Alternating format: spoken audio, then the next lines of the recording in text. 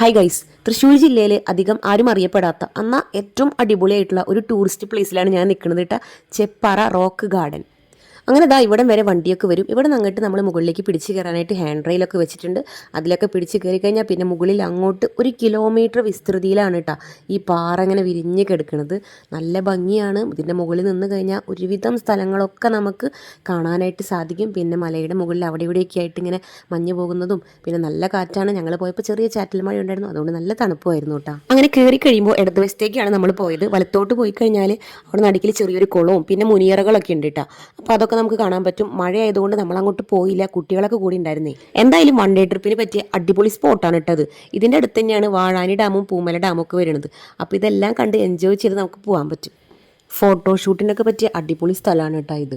ഇവിടെ രാവിലെയും വൈകിട്ടൊക്കെ ഫോട്ടോഷൂട്ടിനായിട്ട് ആൾക്കാരൊക്കെ വരുന്നുണ്ട്. പിന്നെ അതേ നല്ല ഗ്രിപ്പാണ്, വഴിക്ക് വീഴുന്നു പേടിക്കുക വേണ്ട. Bye bye.